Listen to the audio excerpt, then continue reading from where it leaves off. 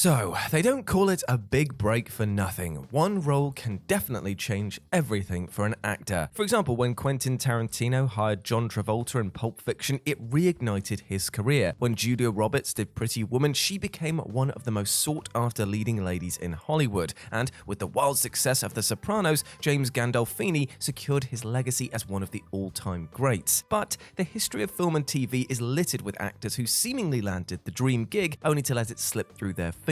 Whether it was creative differences, overblown egos, or public scandals, these actors somehow messed up the job of a lifetime and no doubt lived to regret it. So let's take a look at them. As I'm Jules, this is Whatculture.com, and these are 10 actors who got fired from roles of a lifetime. Number 10. Harvey Keitel, Captain Benjamin Willard, Apocalypse Now. After watching Martin Sheen's performance in Apocalypse Now, it's hard to imagine anyone else in the role of Captain Willard. Sheen conveyed the thoughtful nature of Willard effortlessly, while at the same time showing the character's abilities as a determined and professional killer. At times, he seemed utterly in control, while at others, he seemed near to insanity. Imagine then somebody like Hollywood cool guy Steve McQueen in the role. McQueen could play the quiet, brooding guy smoking a cigarette like nobody else, but could you imagine him rolling around in the nude in a state of intoxicated despair? It just wouldn't fly. Well, McQueen was actually the director's first choice, but he ultimately turned it down. Several other big-name actors were also in talks for the part, but eventually Harvey Keitel landed the gig. As a relatively new kid on the block, his salary was a mere $80,000 compared to the $3 million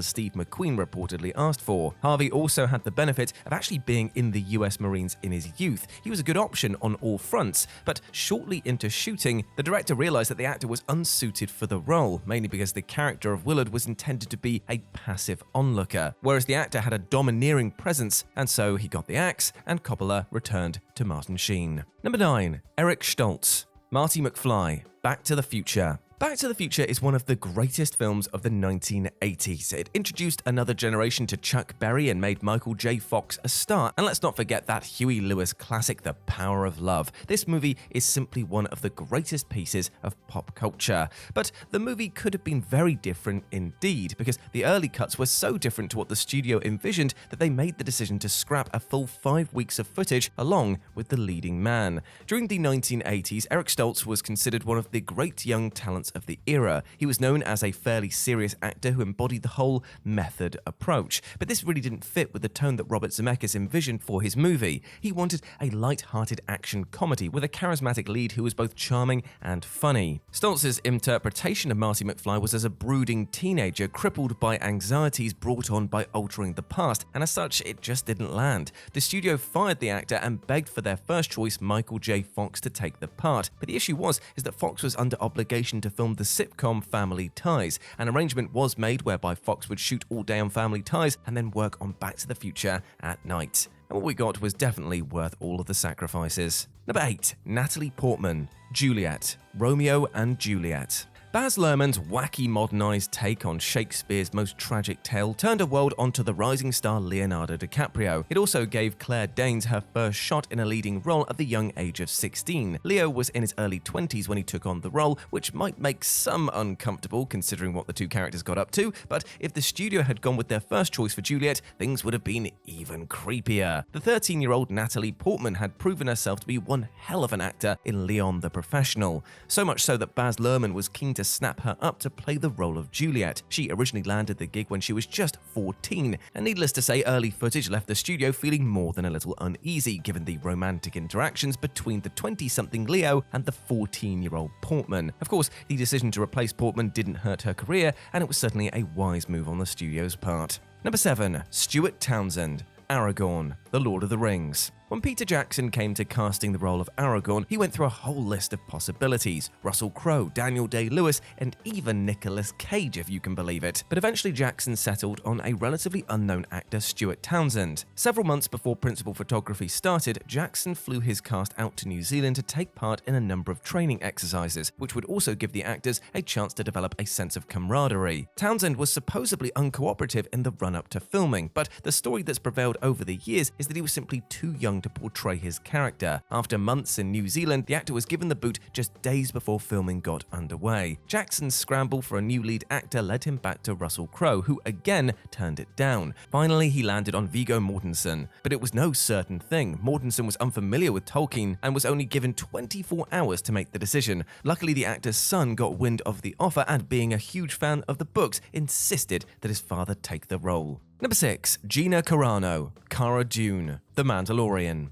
After a series of politically charged tweets and aggressive and offensive comments made on social media, found herself facing a huge backlash. After being a fan favorite in The Mandalorian, she soon became one of the most hated actors ever to appear in the Star Wars franchise. She received flack due to several tweets about her disdain for the use of masks during the COVID pandemic, and was later accused of transphobia after seeming to mock the use of gender pronouns. But the final nail in the coffin came when comparing the persecution of Jews in Nazi Germany to the ridicule faced by American conservatives. So yeah, needless to say, not a smart move, and definitely paying the price here. Number 5. Megan Fox, Michaela Baines, Transformers. She spent the majority of the 2010s in relative obscurity, and all of this was due to her infamous axing from the Transformers franchise back in the late 2000s. Both her performances in the first Transformers movie in 2007 and the 2009 sequel were the talk of nerds around the globe, but the latter film would be her last appearance in a giant blockbuster for some time. Now, the exact details about why Fox left the franchise have become muddled over the years, with both Fox and Michael Bay giving their own versions of accounts. But the reason for the Fox/Bay feud all stemmed from an interview Fox gave to Wonderland magazine in 2009, in which she compared Bay's on-set behavior to both Napoleon and Hitler. She went on to criticize him for being misogynistic, claiming her only guidance was to be sexy.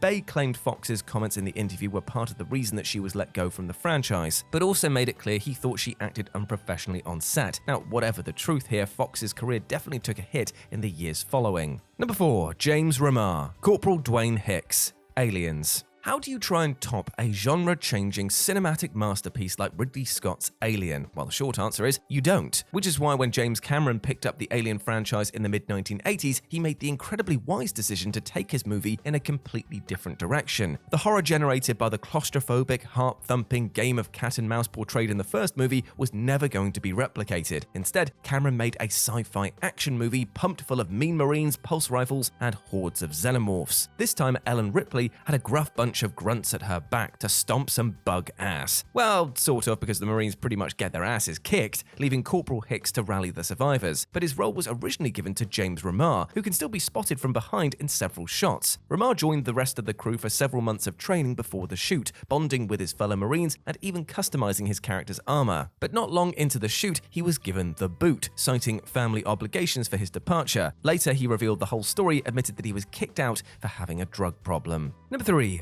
Jussie Smollett, Jamal, Empire. Now, there are many legitimate ways to advance your status as an actor. Date somebody more famous, appear to care about the planet, or even getting a reputation as a rambunctious party animal. But one of the most ill-advised ways to do this, however, was demonstrated by Jussie Smollett back in 2019. You see, back in 2018, Smollett couldn't have been in a better position. He was on one of the most praised TV series of the late 2010s in a revolutionary role that depicted a gay black man in a positive light. After spending years being praised for his groundbreaking portrayal, Smollett staged the now infamous hate crime that not only lost him his role, but landed him a stint in prison. When the story broke that Smollett had been the victim of a hate crime, he became the center of attention and a public figure in the world of social justice. People rallied around him with support from members of the entertainment business to governmental figures. But it all turned out to be, well, a hoax. Pretty soon, media outlets like The Guardian reported that Smollett had devised the entire thing to get a little more leverage when it came to negotiating his salary.